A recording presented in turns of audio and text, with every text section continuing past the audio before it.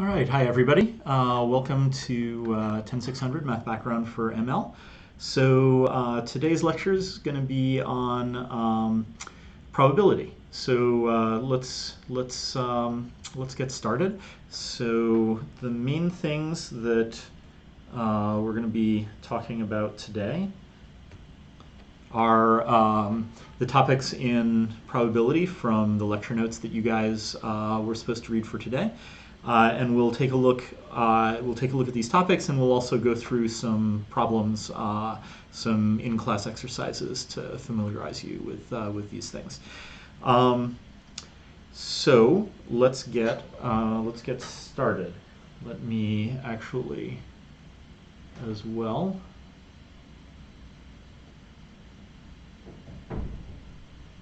make sure that I can hear what the TAs are saying about what questions people are asking.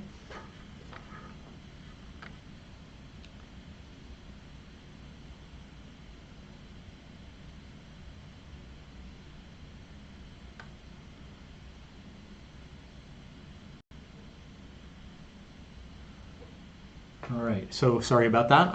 Now I'm plugged in. I should be able to hear what the TAs say about the questions that you guys are asking.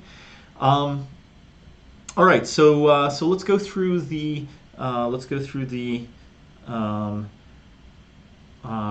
topics that we're going to be talking about today. So we'll start with just the idea of a probability.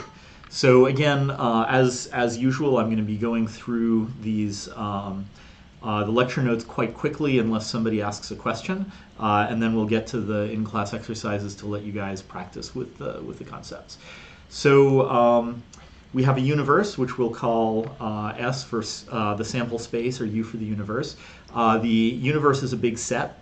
The elements of the set are called atomic events. Each one of the atomic events has a probability. That probability is non-negative, and all of the probabilities sum to 1. A compound event is some subset of the universe, and we can get its probability by adding up the probabilities of the atomic events that are its elements. And we'll often draw these compound events using Venn diagrams. So a Venn diagram is something that looks like this, right? We'll have a big set that corresponds to our sample space, and we'll have a smaller set that corresponds to some event A within our sample space, and we might have another overlapping smaller set that corresponds to some other event. And their intersection here corresponds to the probability that both events happen at the same time, like that. So a good example of a sample space might be what happens if you flip a coin a couple of times. So there's going to be 4 possible atomic events: heads, heads, heads, tails, tails, heads, tails, tails. Each one of them has equal probability, so it's a uniform distribution. And you could imagine an event that we observe that we got a total of 1 tail, right? And that would correspond to either of the atomic events heads, tails, or tails, heads. And so it would have probability 1/2, which is the sum of their probabilities. All right. Now, there are a ton of rules that you can use for working with probability distributions, and we're going to be spending most of our time today going over these rules. The first rule is what's called disjoint union, which is to say that if you have 2 events that are disjoint, meaning that they correspond to a Venn diagram that looks like this, right? We have event A and event B, and they don't overlap at all, right? Then we get that P of A or B, right? That's the same as saying P of A union B. That's equal to the sum P of A plus P of B, right? And so this is called non-disjoint union. And you can prove it very easily to yourself by looking at the rule for computing the probability of a compound event. You just sum up all of the atomic events that are in A union B, right? All of the atomic events in here and all of the atomic events in here. And that's exactly the same as the atomic events in A union B. But it's sometimes convenient to use this without going down to the level of talking about atomic events. Now, if you have a non-disjoint union, right? So here, this would be the non-disjoint case. The union, right, would be everything that's in either A or B or both, right? So this here is A union B. And for non-disjoint union, we have that P of A union B is equal to P of A plus P of B minus P of A intersect B, right, like that. And so this is in the non-disjoint case we get that, and in the disjoint case we get that. And you can see that the disjoint case is a special case of the non-disjoint case because A intersect B is empty and therefore has 0 probability in the disjoint case. All right.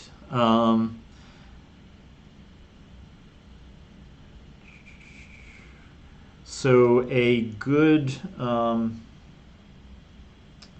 just a sec, let me.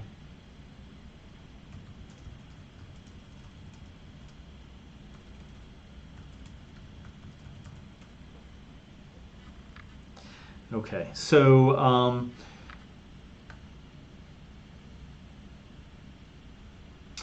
a good consequence of the rule for calculating probabilities of a non-disjoint of a disjoint union is the sum rule.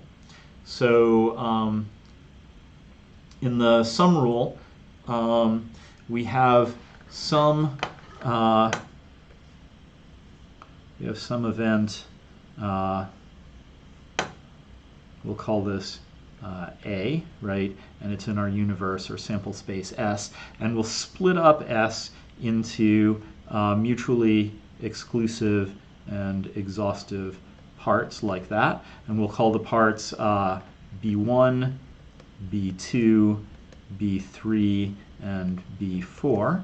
And we have that P of A is equal to P of A and B1 plus P of A and B2 plus P of A and B3 plus P of A and B4, right? So in general, if you have K partitions, B1 through BK, the probability of A is going to be the sum over all of those partitions of the intersection of A with each one of those partitions, right? And again, you can see this graphically, right? So here's P of A and B1, right? P of A and B2 here, A and B3 here, and A and B4 there. And you can see we get all of A by doing that.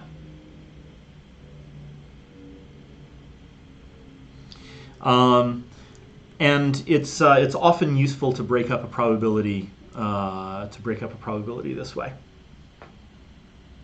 All right. More generally, we have well, because so let me step back a second and talk a little bit about all of the topics that we've covered so far. So we've looked at logic, we've looked at set theory, and now we're looking at probability. And these things are all related, right? So we can make logical statements about the events that might happen. For example, we could say that event A happens and event B happens, or we could say either A and B or A and C, right? Or any logical formula like that. And so for all of the inference rules that we gave you for working with logical statements, each one of those will help you potentially work with probabilities because they help you reason about the events that are going to happen, which events imply which other events. Same thing about set theory. Every set identity that we gave you also helps you when you're working with probabilities because, again, the events are just sets of atomic events, and so reasoning about those sets can help you reason about the probabilities. All right, so there's an exercise at the very bottom of the page of lecture notes. The one about standing on a street corner in Pittsburgh, right? So today, in case you didn't know it, this is the first regular season game for the Pittsburgh Steelers. Go Steelers. And so this exercise is in honor of them. Imagine that you stand on a street corner in Pittsburgh and you survey people. And you ask two questions. Do you like computer science and do you like the Pittsburgh Steelers? And you find that 67% of the passersby say yes, they like computer science. So maybe this is a corner on Craig Street or something like that. And 90% of passersby respond yes to the second question, do you like the Steelers? So this is a corner anywhere in the city of Pittsburgh. And so you also know that 65% of passersby respond yes to both questions. And you want to know what's the probability of finding a person who responds no to both questions. So this is not going to be a graded exercise. I just want everybody to think about it for a few minutes, try and work out the answer. And in another couple of minutes, I'll write the answer on the slide.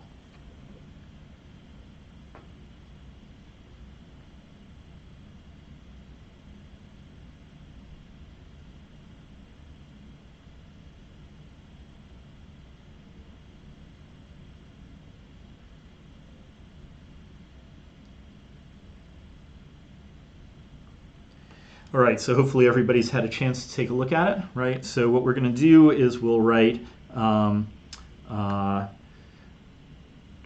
Venn diagram again. Venn diagrams are your friend. So here's our sample space, and we'll have the event that a person likes the Steelers. So we'll write STL for Steelers here. And we have the event that a person likes computer science, so we'll write CS for computer science here. And our givens are that here, this part, right, P of STL and CS is equal to 0.65, right? We have that P of CS is equal to 0.67, and P of STL is equal to 0.9. All right, and so we can start filling things in, right? So this is 0.65 here. P of CS is 0.67, so we have to have 0.02 here to make up 0.67 with those two. Similarly, probability of STL is 0.9, so we have to have 0.25 in that region to make 0.25 plus 0.65 is 0.9. And now we want to know what's the probability out here, right, in this remaining wasteland. And we can get that. This is equal to 1 minus 0.02 plus 0.65 plus 0.25, which is equal to 0.08. So there's an 8% of grumpy people in Pittsburgh who don't like either computer science or the Steelers. So I'm getting some questions via the TAs about notation. And this is actually an important point. Because probabilities are important, there's about 1 billion different and incompatible notations for working with them. And so you should be familiar with all of them. And in particular, we can write things using set theory notation. So we can say A intersect C union B complement, right? That's one way of talking about an event that we could ask for the probability of. that's the same as saying the logical version of this, probability of A and C or not B, right? And both of those are perfectly equivalent, and we'll go back and forth between the two of them. And then there's one last thing that is common, is that if we have P of A and B, we will sometimes write that as P of A comma B, right? So just like in set builder notation, the comma, you read it as and. So you'll list a whole bunch of conditions that your event has to satisfy, and you want it to satisfy all of them. So up here, right, when I wrote P of A and A comma B1, this is the same as saying P of A and B1.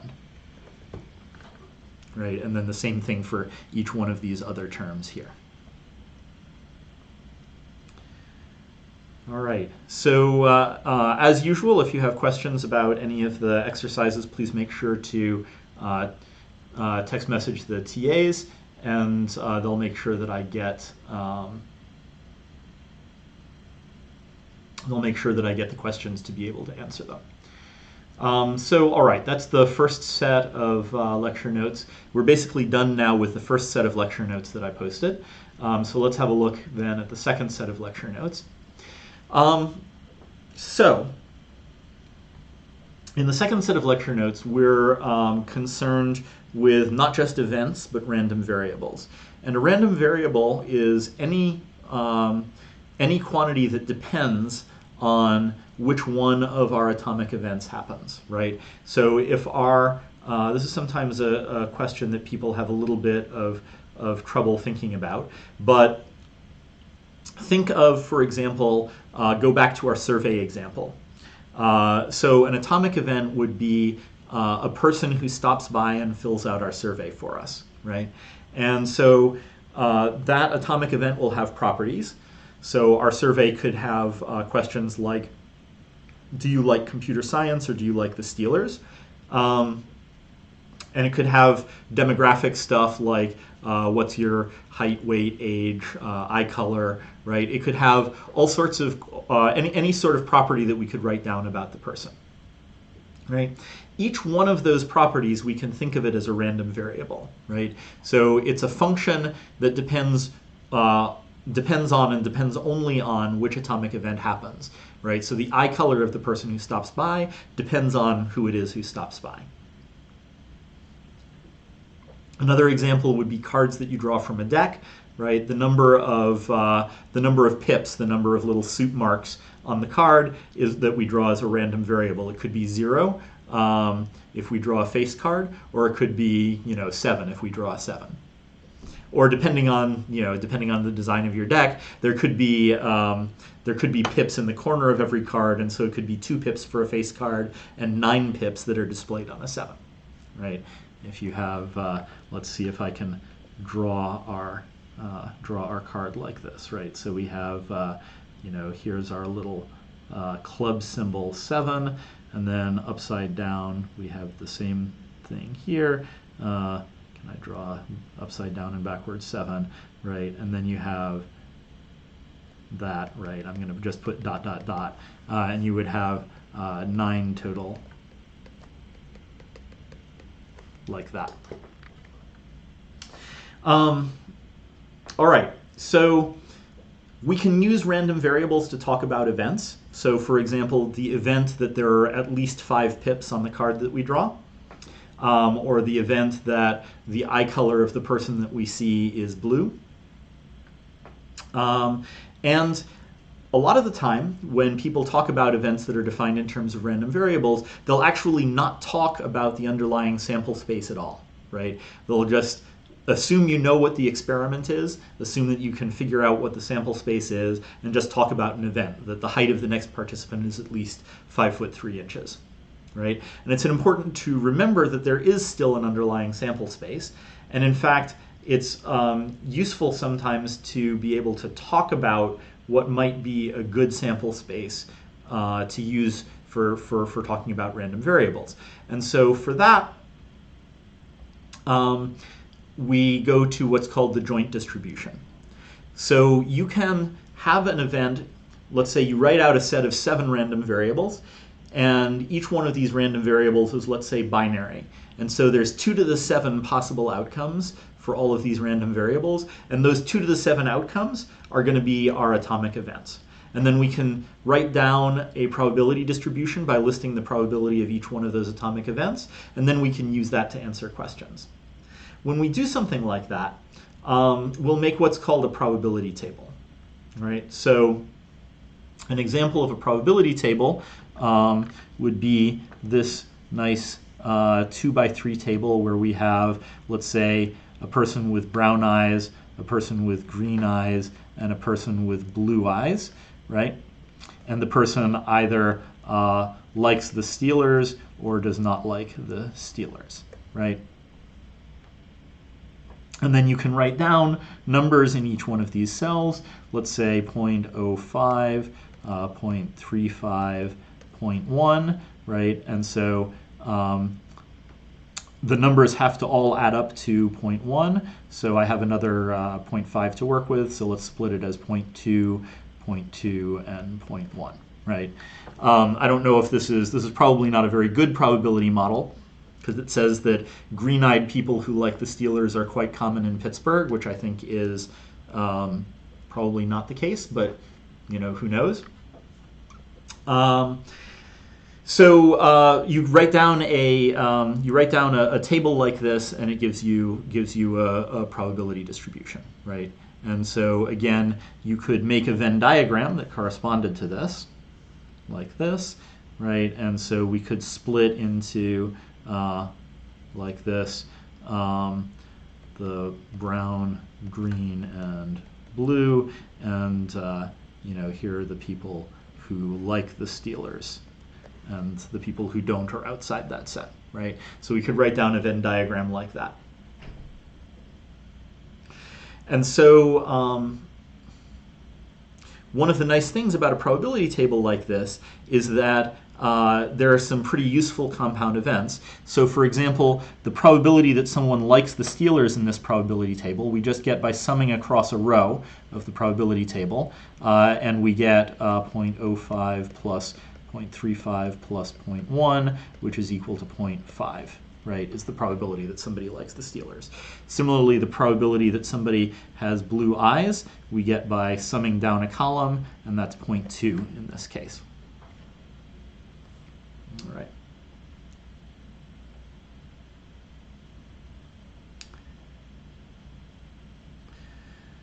So these particular compound events are called the marginal distribution of this distribution. So in particular, the marginal distribution of Steelers is what you get by summing across the rows, so to get 0.5 and 0.5. And the marginal distribution of eye color is what you get by summing down the columns here. So you would get 0.25, 0.55, and 0.2, right?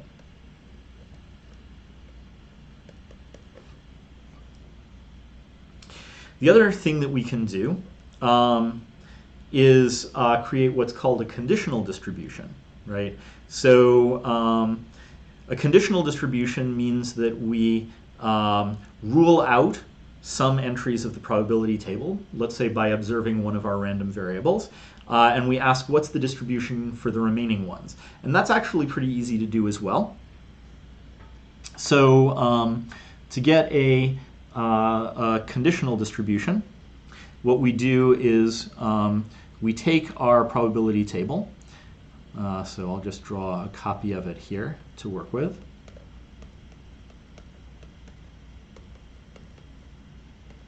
Right? And let's say that we observe that the person's eyes are not brown, right? So that means we cross out all of the entries that correspond to brown eyes, and now we have a bunch of entries that correspond to not brown eyes.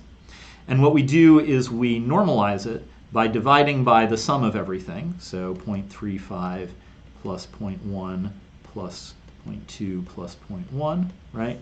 And we get now a probability distribution that sums to 1. So this here is 0.65, And so, for example, this entry here would be 0.1 over 0.65. Right?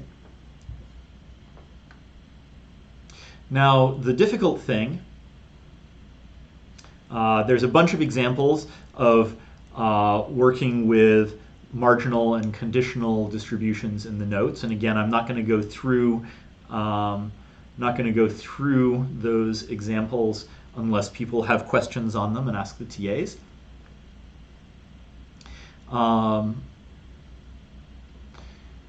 But in general, basically the idea for the lecture notes up to this point is that you can work with a distribution over a whole bunch of discrete random variables, and you should be able to just write out a probability table and compute marginals or compute conditional distributions, just at will, to be able to manipulate a table like this easily. All right. And again, there's an exercise at the very bottom of the lecture notes called working with tables. So suppose we have 3 random variables, x, y, and z. We want to build a probability table according to an expression and ask for probabilities of events or conditional probabilities of events. And I'm not going to go through the answer here, but you guys should take a look at that exercise, and if you have questions about it, please ask them on Piazza. The TAs are pointing out that that I should never try to do math on the fly, because in fact this adds, I only counted the 0.1 once, so 0.4 and 0.35 is 0.75, and that goes here. Yeah. Thank you to everybody who pointed that out.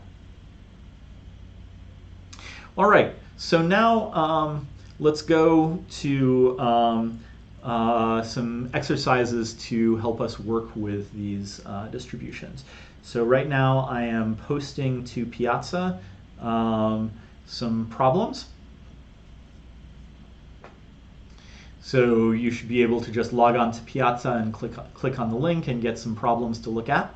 And these are going to be graded as in-class exercises. So that means, according to our new policy, that you have until midnight tonight to complete them.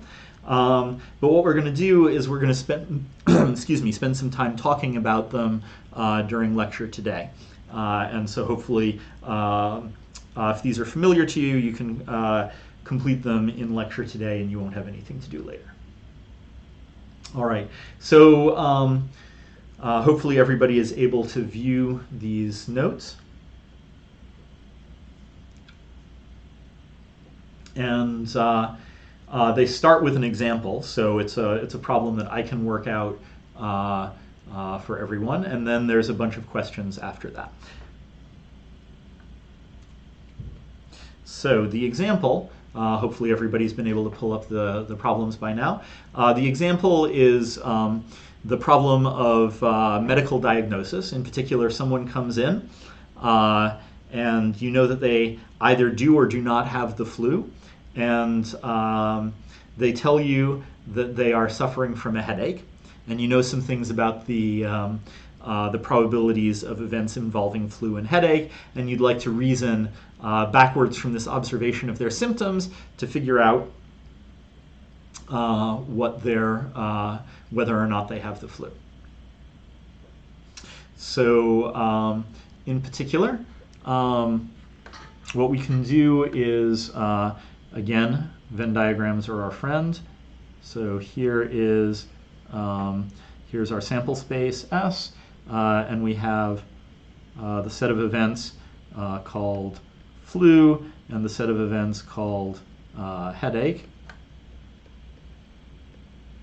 And we're writing these as A and B, right? So that's these sets right there. And I'm going to label the regions of the Venn diagram X, Y, Z, and W. These are the atomic events in our joint distribution of flu and headache. And we have some givens, right? So we have that the probability the probability of having flu is equal to 0.05, right? And so I should point out, by the way, again, because probability is so common, there's a whole bunch of possibly conflicting notations. What I mean here by P of A equals 0.05, this is saying the same as the probability of the logical expression A equals true equals 0.05, right? But in general, you could also say P of A to mean the distribution of the random variable A, whether you have flu, and that would be 0.05, 0.95, right, for A and not A, right? And so these two notations are incompatible, but hopefully it should be pretty clear from context which one we're using at any given time. So right now I mean by saying P of A equals 0.05 that there's a 5% chance that you have flu and a 95% chance that you don't. This time of year that may be a bit optimistic, but we'll go with it, right? And then we also have statements about the conditional probability, P of headache given flu, right? And that's going to be 0.8. And we have the probability of headache given that you do not have flu, and that's going to be lower at 0.25, right? And so we can use these givens to work out constraints on our variables x, y, z, and w, right? So what are the constraints going to be? X plus y plus z plus w, right? We always have that constraint that all of our probabilities have to be bigger than or equal to 1. Then we have the probability of B given A, right? Of headache here given flu, right? And so a conditional probability, right? The way we get the conditional probability of B given A is we focus down only on A. That's regions Y and Z of the chart, and we say that within that, Z, the probability of headache, over Y plus Z, the probability of the whole thing, right? So this is equal to Z over Y plus Z, and that has to be 0.8, right? And just to make that simpler, I'm going to make it a linear equation by multiplying through by the denominator, and so we get that Z equals 0.8 times y plus z, right? Or 0.8y minus 0.2z is equal to 0, right? And so I'm writing that as a linear equation in with the rest of our linear equations. Similarly, if we want to look at this line here, B given not A, right? So not A are the regions X and W, right? So that's going to be something divided by X plus W. And in that, we want to look at the region where headache is true, so that's W. So W over X plus W has to be 0.25, right? And so that is saying that W equals 0.25 X plus W, or 0.25X minus 0.75W is equal to 0. And then finally, P of A equals 0.5, right? So A is just the region containing Y and Z, so we have that Y plus Z equals 0.05, right? And so now I have 4 linear equations in 4 unknowns, and you can either solve them yourself using pen and paper or a calculator, or you can give them to a tool that solves linear equations for you, for example, MATLAB or NumPy. Then you can work out, because I happen to, ahead of class, give this exact problem to MATLAB. You work out that X, Y, Z, and W are equal to 0.7125, 0.01, 0.04, 0.2375, right? And then the answer that we wanted, right, which is P, the answer that we wanted is P of B given A, flu given that you have a headache, right? So going back to our Venn diagram, given the headache, sorry, we want, we were given P of B given A. We want P of A given B, the probability of flu given headache, right? And so given B, that's Z plus W, and flu given headache, flu and headache is Z, right? So that's equal to Z over Z plus W, right? And if you work that out, that's going to be 0.1441, right? And so that's the answer to this question. So if you've got any questions about that, please chime in. Otherwise, I'm going to give you guys a little bit of time to work on problem 3, right? So problem 3 is exactly the same problem, except that your givens are slightly different, right? Instead of, for example, 5% of people having the flu, 10% of people have the flu. And so I gave you a separate set of givens, and you just have to work out the correct answer and type it into the box under the problem and hit the little submit answer button. And if you get the answer right, you should get a little positive feedback green box. And if you get the answer wrong, you'll get an error message that tells you a hint, and you can just submit again. And you'll get full credit if you submit it correctly the first time, and some credit if you submit it correctly ever before midnight tonight. So I'll give you guys maybe 3 or 4 minutes to work on that, and then we'll start looking at some of the other problems.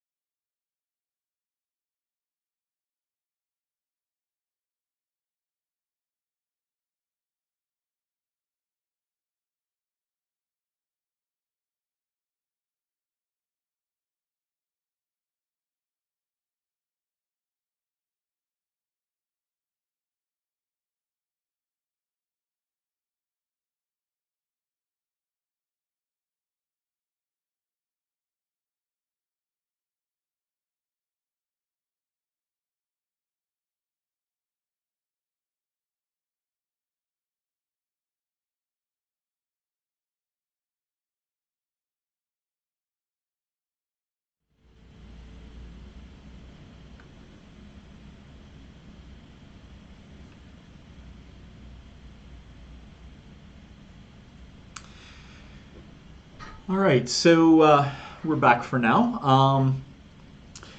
Again, you can keep working on this problem.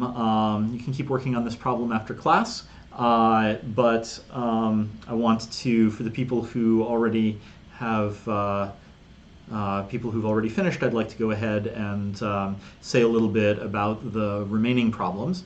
So one of the things that we'd like you guys to be able to do with probabilities is to be able to combine logical and probabilistic reasoning.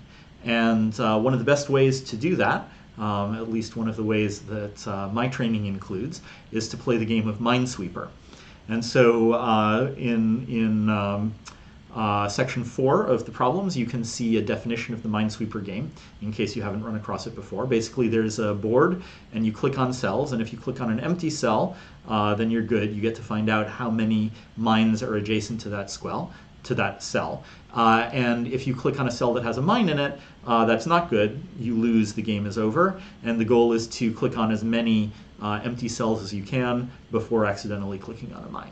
And so you can see, given the example grid that's in the problems that we handed out, you can see a partly finished game, right? And you can see, for example, that there's a cell towards the upper right that is guaranteed to be safe to click on because it's adjacent to a 0.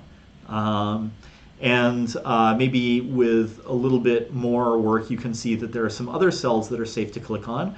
For example, because they're adjacent to a 1, where you already know where the mine that's causing that 1, you already know where that mine is that's causing that 1 to appear. And so any of the other cells must be empty. So you can make a lot of highly complicated problems, reasoning problems, using Minesweeper. And I've given some not so highly complicated ones as lecture notes problems for today. And so you can see, for example, if you look down to problems 5 and 6, I've given you a board where there's 2 squares that have been clicked on so far, both of which have a 1. And you should be able to infer something about the probability that there's a mine in the cell labeled A, and the probability there's a mine in the cell labeled B. And then the same thing, I've given what could be the same board later in the game. You've clicked on 5 different squares. There's a 1 in all of them. And I want you to infer something about the probabilities of mines that are in the cells labeled A through E. And so I'm going to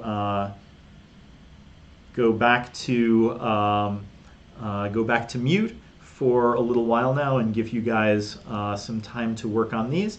And again, if anybody has trouble with these, please let us know, and we'll try and answer any common questions here in the lecture stream. So we'll give you guys a few minutes to work on those.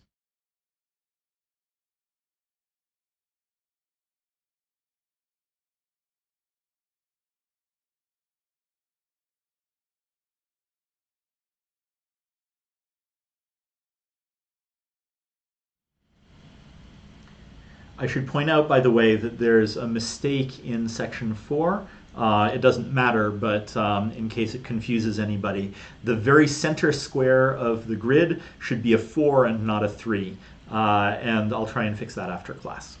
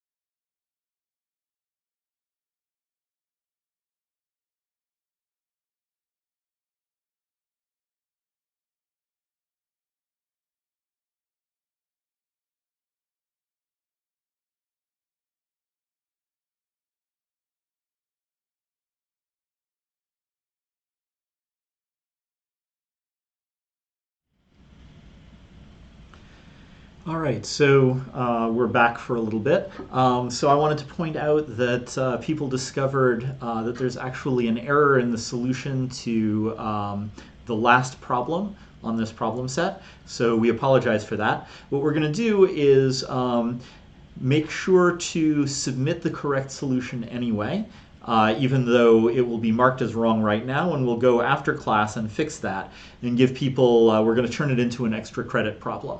And so if you have the correct solution submitted, even though it's going to be marked as wrong during class, you'll get extra credit as long as you submit the correct solution before midnight. All right, just a few more minutes to work on problems.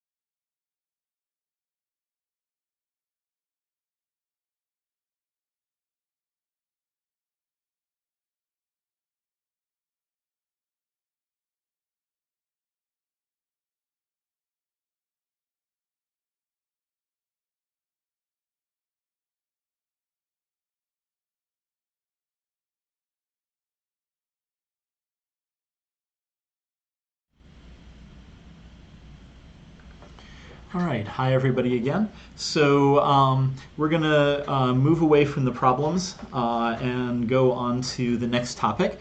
I haven't posted lecture notes yet about this topic, but I'll try and post them as soon as I can after class.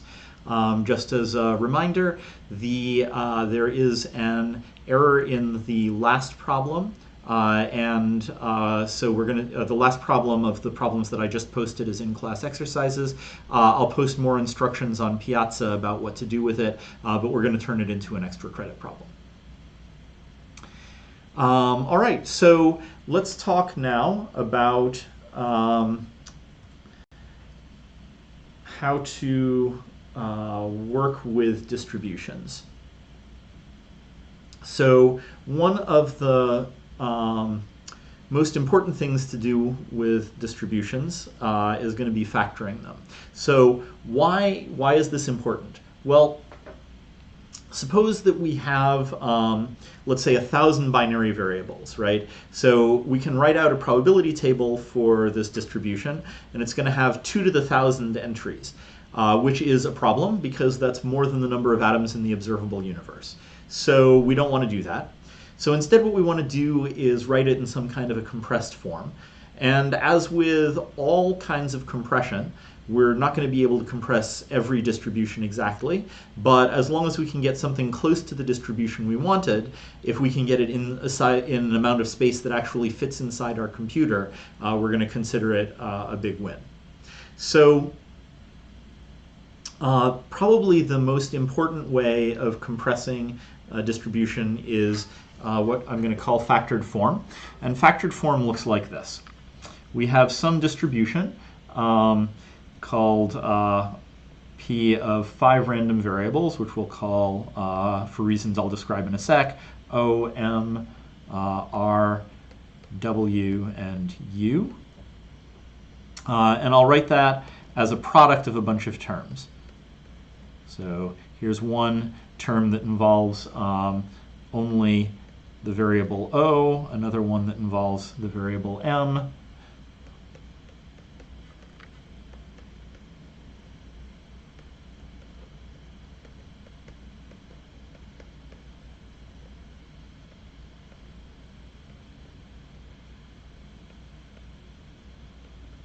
all right, so there is an expression, and let me unpack a little bit what this expression means.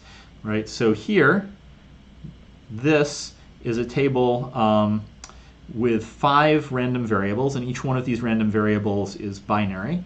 And so there's going to be 2 to the 32, there's going to be 2 to the 5, which is 32, entries in that table, right? And the interpretation of this table is going to be O. This table is going to describe the fate of a robot that we're building. O is whether the robot is outside. M is whether the robot is made out of metal. R is whether it's raining outside today. W is whether the robot is wet.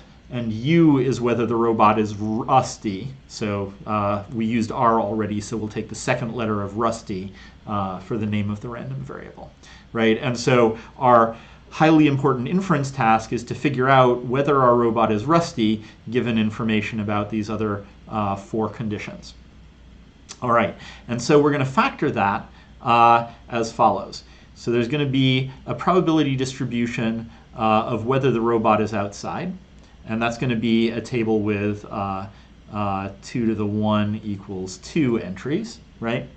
There's going to be a separate probability distribution for whether the robot is made of metal. That also has 2 entries. Separate distribution for whether it's raining, 2 entries. And now we're going to multiply in this table here, right? So this is a probability expression that involves 3 variables. It's a conditional probability expression. So it's what is the probability that it is wet given whether the robot is outside and whether it's raining. And so this, we can think of it as a table that has 2 to the 3, because there are 3 arguments, equals 8 entries. Now, let me draw this just to show you a little bit about what's going on here, right? And so what I'm going to do is I'll draw this, since there are 8 entries, I'm going to draw it in 2 layers, right? So here's layer 1, and this layer is going to correspond to W equals true.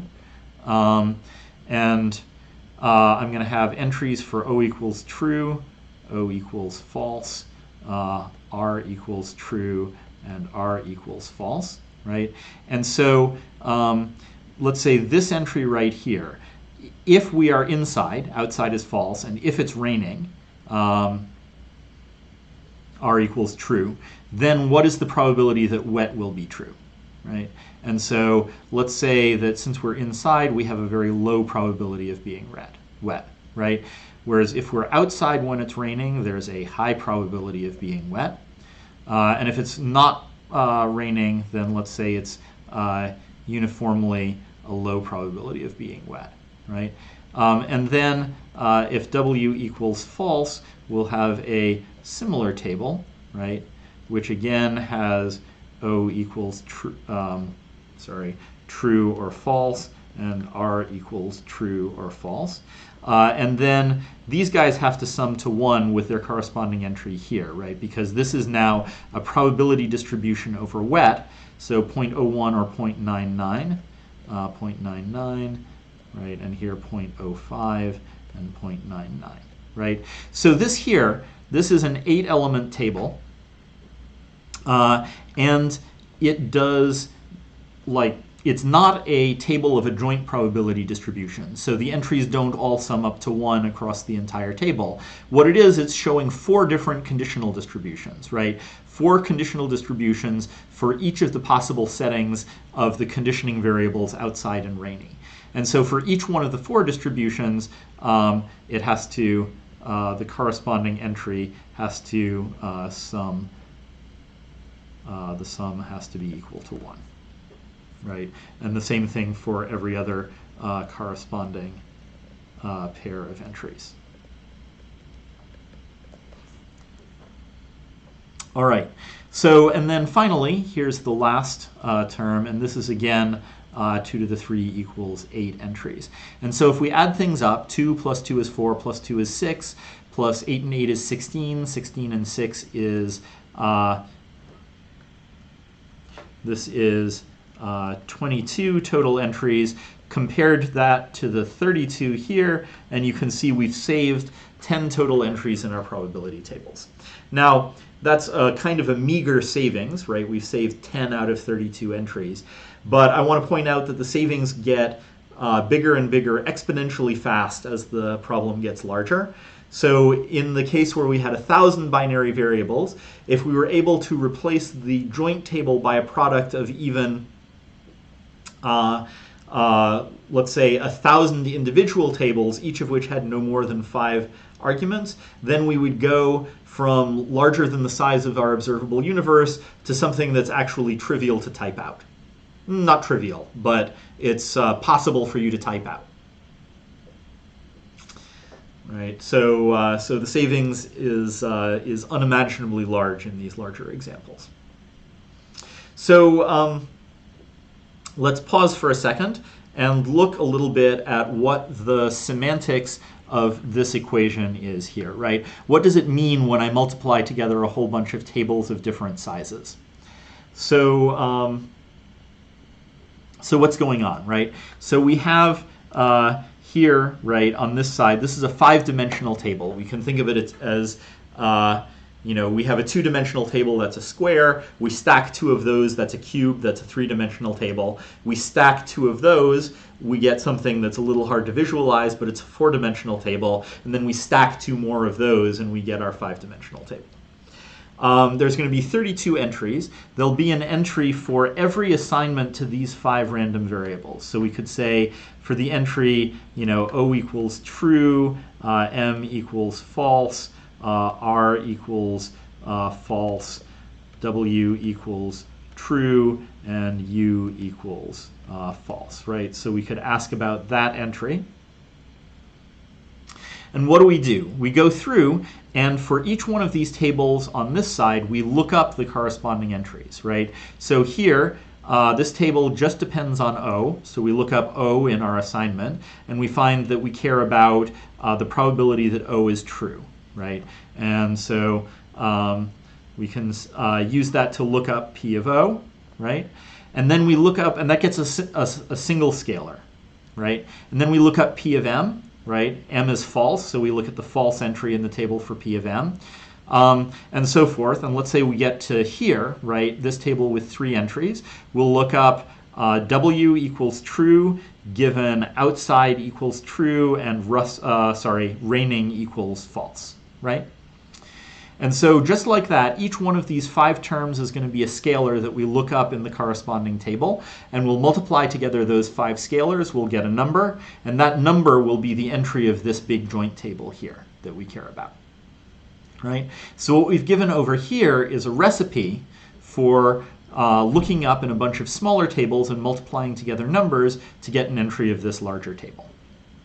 And that behavior is it's straightforward. It corresponds to a bunch of well-defined rules, but it's maybe a little bit counterintuitive. Right? It's not the sort of matrix multiplication, for example, that you're used to seeing. What it is, it has a name. It's called broadcasting. Broadcasting means when you have 2 arrays of different dimensions. So let's say here this array that has 3 dimensions that correspond to variables W, O, and R. And then another array here, let's say this one, that has 1 dimension corresponding to the variable R. If you want to component-wise multiply those arrays together, first you have to take this array and essentially extend it to be the correct size. Extend it to be the size of the 8-element array. And you get that by duplicating this array, which depends on variable R. You get it by duplicating it in the O dimension and in the W dimension, basically any dimensions that didn't belong to this array, until it gets to the right size. And then you component-wise multiply. All right, so the lecture notes are, they'll give, I'll post them after class today, and they'll give you a lot more detail about the semantics of this kind of operation. But they give you a very important way, a very convenient way of being able to take a big joint distribution that you would never be able to write down, and write it down in a reasonable amount of space. And as you'll see in the lecture notes, it also gives you some very nice ways of working with this distribution after you've written it down. So we're going to go and we'll stop the lecture stream here. And we will continue to answer questions about the lecture notes problems. Remember, those are due at midnight tonight. And I'll post the lecture notes that cover working with factored distributions. I'll post those later today. All right, thanks a lot.